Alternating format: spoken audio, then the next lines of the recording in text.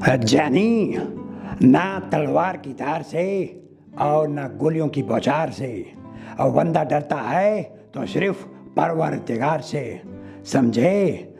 कसम पैदा करने वाले की है, तू ये मेरी चौकट पर अपनी नाक नहीं रगड़ी है तो मेरा नाम भी भवानी शंकर नहीं, कोई शक। आय शाबाश, जली को आग कहते हैं, बुझी को राख। जिस राख से जो बारूद बने उसे विश्वनाथ कहते हैं। नमस्कार दोस्तों, मैं हूं राजदीप तोमर और आपने देखना प्रारंभ कर दिया है TV30India.com का विशेष कार्यक्रम एंटरटेनमेंट इनसाइड। जैसा कि आपको मालूम है, इस कार्यक्रम में हम टीवी सीरियल और बॉलीवुड से जुड़ी बातों पर चर्चा करते हैं।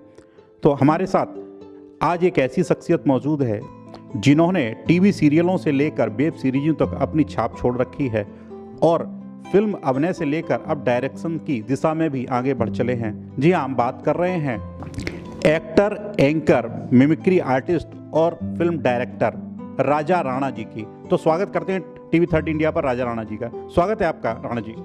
नमस्कार जी।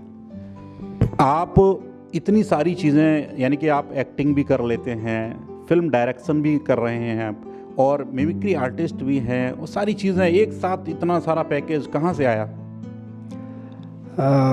बस सर, शुरुआत की थी हमने, मन में यही इच्छा थी कि कुछ करना है, तो कुछ करने के लिए मन में कुछ होता था कि कुछ करना है, कुछ करना है, कुछ करना है, तो सोचते थे कि क्या करें। तो सबसे पहला हमको जो मंच मिलता था वो कॉलेज का मंच मिलता था। तो मंच में हम सिंगिंग करते थे और डांस करते थे और एक्टिंग करते थे। जब तीनों ही परफॉर्मेंस हम स्टेज पर करते थे तो हमारे दोस्तों की ताली हमको इनकरेज करती थी, मोटिवेट करती थी। तो इस तरीके से आगे जब बढ़ते गए तो लोगों ने हमारी तालियां जो बजाई वो क्या कहते हैं, एक्टिंग की तरफ ज़्यादा बजाई, तो हमारा रुझान एक्टिंग की तरफ बढ़ गया। बहुत अच्छी बात है। और हम अपने दर्शकों को बताना चाहेंगे आपके द्वारा कि कैसे आप पहले तो कहाँ से बिलोंग करते हैं, कहाँ के रहने वाले हैं और परिवार में कितने लोग हैं? जी, मेरा मूल निवास तो एटा है। एटा हमारे पापा जी दादाजी का घर है, वहाँ रहते थे। और इस समय हम पापा जी के साथ रहते हैं अलीगढ़ में। पापा जी हमारे अलीगढ़ में सब इंस्पेक्टर पद से रिटायर्ड हुए हैं, तो उन्हीं का मकान है और उनके साथ हम पूरी फैमिली रहते हैं। हम 4 भाई हैं और चारों भाई और मम्मी पापा सब एक साथ, एक ही कंपाउंड फैमिली के साथ रहते हैं। अच्छा, एक परिवार में पिताजी पुलिस विभाग में हैं, ऐसे में जो है क्या कहते हैं, क्या परिवार वालों से आपको प्रोत्साहन मिला? एक्टिंग में जा रहे हैं, एक्टिंग में ज़्यादातर लोगों को प्रोत्साहन नहीं मिलता है घर परिवार से, तो आपके साथ क्या हुआ? देखिए, जैसा कि आपने कहा, सही कहा है, एक्टिंग की तरफ जब कोई रुझान कर लेता है तो हर कोई रुकावटें पैदा करने लग जाता है, लेकिन जिसके अंदर जोश, जुनून और जज्बा होता है तो वो उस कदम पर आगे बढ़ता चला जाता है। ऐसे ही हमारी फैमिली में हुआ। जब हम स्कूल कॉलेज में जाते थे तो हम धीरे धीरे स्टेप बढ़ाते गए। पापा मम्मी को जब हमने शील्ड और कुछ गिफ्ट या फिर कुछ इनाम दिखाते थे तो पापा मम्मी हमारे बड़े खुश होते थे और हमको भी बड़ी खुशी मिलती थी। धीरे धीरे फिर वो स्टेज परफॉर्मेंस पर आ गए हम, तो स्टेज पर हमको शील्ड मिली, सम्मान मिला, तो धीरे धीरे बढ़ते गए। इसी तरीके से फिर हमारा एक सिलेक्शन हुआ सोनी चैनल पर। तो सोनी चैनल पर जब हम गए तो हमारे मम्मी पापा को बहुत खुशी हुई, हमारे फैमिली को बहुत खुशी हुई, और जब से हमने उस पर कदम रख दिया उसके बाद तो फिर हमें किसी ने रोक टोक कुछ नहीं किया। सोनी चैनल के, हाँ, वो शो, जिस शो की आप बात कर रहे हैं, उस शो के विषय में हम दर्शकों को बताना चाहें। आर माधवन जी जो होस्ट करते थे जो शो, और एक बड़ा शो था, सोनी पर आता था, उसमें आप गए थे और उसमें कुछ रुपए भी जीत कर आए थे, वो थोड़ा सा बताएं, थोड़ा संक्षिप्त में। जी जी, सन 2005 की बात है। तब सोनी पर एक कार्यक्रम चलता था, डील या नो डील, जिसको आर माधवन जी होस्ट करते थे। तो उस समय हमारा सिलेक्शन हुआ और उसमें 7-8 राउंड कैमरे के सामने हुए थे। तो 7-8 राउंड हमने क्लियर किए। क्लियर के बाद उन्होंने कुछ क्वेश्चन राउंड थे वो मोबाइल पर, उस समय टेलीफोन चलता था तो टेलीफोन पे क्लियर किए। जब हमारा फाइनली सिलेक्शन हुआ तब हम पहुँचे मुंबई पहुँचने के बाद हमको लगता था कि अभी हमारे टेस्ट और चलेंगे, जैसे कौन बनेगा करोड़पति में चलता है जी।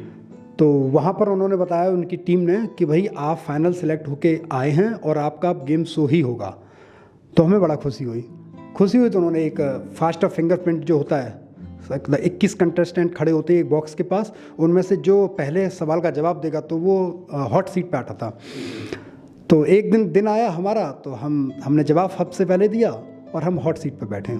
तो माधवन जी के साथ हमने बहुत अच्छा गेम शो किया और उस समय हमारा जो जॉनी लीवर साहब से भी हमारी काफ़ी बातें हुई, उनसे फ़ोन पे बातें हुई, काफ़ी इंटरटेनमेंट किया हमने, और उन्होंने उस सेट पर खूब डांस भी किया, हमने खूब इन्जॉय किया। और हाँ, उस गेम शो में हमने कुछ पैसे भी जीते थे। 5,60,000 रुपये हमने वहाँ से प्राइज़ मनी जीती थी, जो हमारे लिए बहुत बड़ी बात थी। बहुत महत्वपूर्ण बातें बताई आपने अपने से जुड़ी हुई। अच्छा, एक ये जो आपकी शुरुआत हुई उस शो के बाद से, वहाँ से और यहाँ तक के सफ़र के बीच में क्या क्या ऐसी मेन चीज़ें रहीं, प्रमुख चीज़ें रहीं जो आप हमारे साथ शेयर करना चाहेंगे? जी हाँ, मैं बताना चाहूँगा कि वो जो बात थी वो 2005 की बात थी। 7 दिसंबर 2005 को मेरा टीवी शो पहले टेलीकास्ट हुआ था। 7 दिसंबर का दिन था, तो जिस समय ऑल ओवर इंडिया ने मुझे देखा था, तो मुझे बड़ी खुशी हुई थी देखकर। उसके बाद फिर मैंने 5 साल तक कुछ नहीं किया, पर क्योंकि उस समय मैं बेरोज़गार था, कुछ हाथ में पैसा नहीं था, तो मैंने पढ़ाई शुरू की। पढ़ाई में मैंने BSc, MA, B.Ed और आगे क्वालिफ़िकेशन नेट वेट के एग्ज़ाम मैंने दिए, तो एमएड के एग्ज़ाम भी क्वालिफ़ाई किए मैंने। उसके करने के बाद फिर मैंने सोचा कि मुझे प्रोफेसर बनना है, तो मैंने लगभग 5 साल तक ये फिल्म लाइन छोड़ दी थी। 2007 के बाद 2007 में मैंने एक फ़िल्म की थी पहले, तो उस फिल्म का नाम था चांद तारा। उसके बाद मैंने ये छोड़ दिया था 5 साल बाद। फिर 2012 के बाद मैंने सावधान इंडिया लाइफ के चैनल पर गया। अच्छा, ये जो चांद तारा फिल्म है, इसकी स्टार कास्ट क्या थी, थोड़ा बता पाएंगे आप? जी, स्टार का उसमें न्यू कॉमर्स थे, सभी फ्रेशर लोग थे, लेकिन हाँ, किसी ने कुछ कुछ छोटे छोटे काम शॉर्ट फिल्में की हुई थी, टेलीफिल्म की हुई थी। तो उसमें जो फर्स्ट लीड कैरेक्टर थे वो सादिक इद्रिस जी थे, और सेकंड लीड कैरेक्टर मैंने किया था उसमें। अच्छा, उसके बाद आपका जो सफ़र हुआ वो कहाँ तक पहुँचा? जी, उसके बाद 2007 में मेरी CD पर फिल्म रिलीज हुई। 2012 में लाइफ ओके पर सावधान इंडिया में मैंने काम किया, लोगों ने काफ़ी पसंद किया। और 2013 में एक तेवर फिल्म में भी मैंने एक छोटा सा रोल किया था, लेकिन दुर्भाग्यवश वो मेरा सीन कट गया, क्योंकि वहाँ सेट पर बारिश हो गई थी, तो वो पूरा सीन ही चेंज कर दिया गया। उसके बाद 2014 में मेरा क्या कहते हैं उस पर बिग 92.7 FM पर मिमिक्री शो हुए, और 14-15 में मुझे फिल्म मिली ब्लड रिलेशन, और वो 15 में जाके रिलीज हुई मेरी फिल्म ब्लड रिलेशन। वो all over India film release हुई, सिनेमा पे रिलीज हुई। और मेरे पिछले 20 सालों का जो सपना था, मैं चाहता था कि मेरा पोस्टर शहर में सब जगह पर लगे और हॉल पे लगे, तो वो मेरा सपना उस क्या कहते 2015 में 2015 में पहली बार मेरा सपना पूरा हुआ कि मेरी फिल्म बड़े पर्दे पर चली। 13 अक्टूबर 2017 में मेरी दूसरी फिल्म देसी रेसलर वो रिलीज हुई, वो मल्टीप्लेक्स पर सिनेमा में रिलीज हुई, ऑल ओवर इंडिया ने सभी ने देखा। उसमें मेरा एक इंस्पेक्टर का कैरेक्टर था, जो काफ़ी सभी लोगों ने मुझे पसंद किया, काफ़ी प्यार दिया, सम्मान दिया। उसके बाद फिर मेरी एक फिल्म हुई द लव स्टाइल। वो फिल्म का ट्रेलर अभी रिलीज हुआ है, लॉकडाउन की वजह से अभी रुका हुआ है। वो जल्द ही, जैसे लॉकडाउन खुलू होगा, मनोरंजन की तरफ से वहाँ से छूट मिलेगी, तो वो फिल्म रिलीज हो जाएगी। उससे पहले एक फिल्म की थी गेम चेंजर, वो फिल्म अभी रुकी हुई है, वो भविष्य में रिलीज होगी तो पता चलेगा। और मेरी आने वाली फिल्म है एक जमींदार में मेरा एक अहम भूमिका है, तो उसकी शूटिंग स्टार्ट होने वाली है। तो सर, ये मेरी बड़े पर्दे की फिल्में हैं, ये मैंने काम किया है और लोगों से प्यार किया है, और मैं लगातार काम करता रहा हूँ। अच्छा, इसके अलावा आपने जो बड़े पर्दे की फिल्में की, इसके साथ साथ अब क्योंकि आप एक्टिंग के साथ साथ अब डायरेक्शन की भी लाइन में जा रहे हैं, आपने खुद कुछ फिल्में डायरेक्ट की हैं, तो उन फिल्मों के विषय में, शॉर्ट फिल्मों के विषय में हम जानना चाहेंगे। अच्छा जी, तो सर हाँ, उसके बारे में बताता हूँ कि जब हम बड़ी फिल्में करने जाते थे तो उसमें हम अपना रोल करके घर पे आ जाते थे, लेकिन हमारे अंदर एक्टिंग का एक जुनून है, हमारा मन करता है कि हम हमेशा पर्दे पर हैं और टीवी पर हैं, कुछ करने का मन करता था। तो हमने सोचा कि कुछ किया जाए खुद, और कुछ हमारे साथ दोस्त लोग थे, वो भी बेचारे थे कि किसी को रोल नहीं मिल पा रहा था, तो हमने एक टीम बनाई। टीम बनाने के बाद फिर हमने, डायरेक्शन का ही मेरे अंदर था कि कुछ करना है, थोड़ी ये इमेजिनेशन था, क्यूरियोसिटी थी, एक क्रिएटिविटी थी, जो मुझे लगता था कि मैं कुछ कर सकता हूँ। जब मुझे लगा कि मैंने कर सकता हूँ, तो मैंने एक छोटा सा प्ले किया तो सभी लोगों ने सराहा, सभी ने तारीफ़ की। मेरे ग्रुप वालों ने कहा कि भैया आप डायरेक्शन करो, आप अच्छा कर लेते हो। तो मैंने शुरुआत की। तो सबसे पहले मैंने फिल्म बनाई थी अनोखा भिखारी।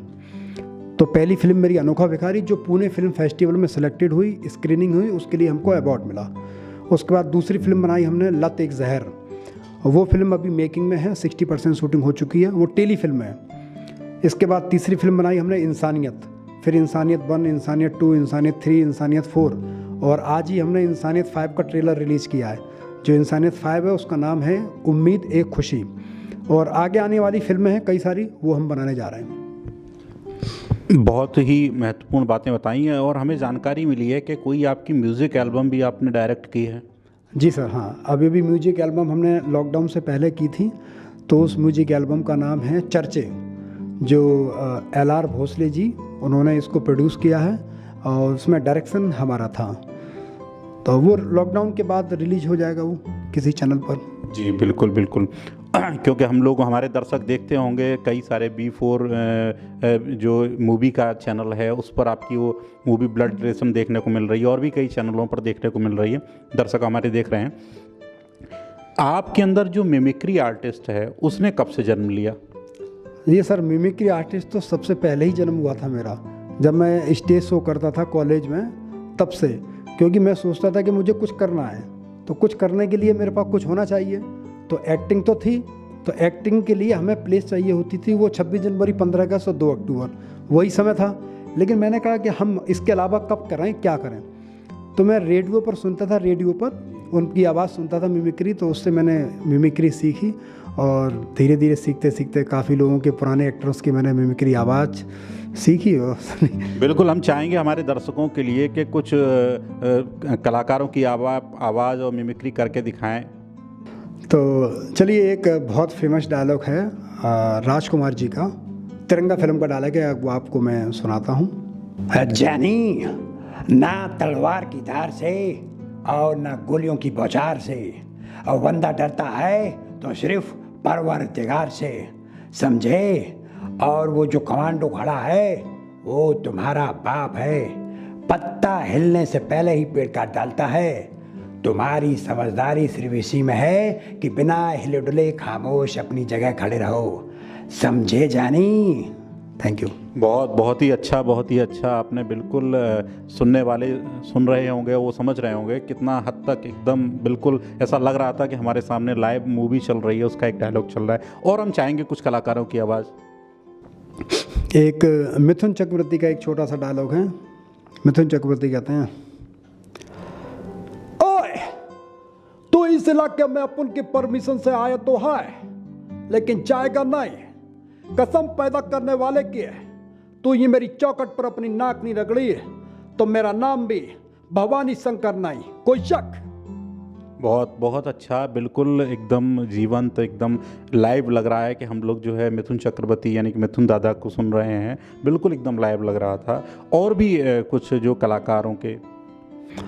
आय शाबाश, जली को आग कहते हैं, बुझी को राख, जिस राख से जो बारूद बने उसे विश्वनाथ कहते हैं। खामोश। बहुत अच्छा, बहुत अच्छा। मैंने एक फ़िल्म यहाँ पर भी की है हाथरस में, जो अमित कुमार जी यहाँ के DM साहब थे, तो उन्होंने एक फ़िल्म बनवाई थी पंचायती राज विभाग द्वारा। उस फिल्म का नाम है शौचालय एक प्रतिज्ञा। तो उसमें मुख्य डायरेक्टर तो मिस्टर मनीष कुमार वर्मा जी थे और उसमें एसोसिएट डायरेक्टर हम थे उसमें।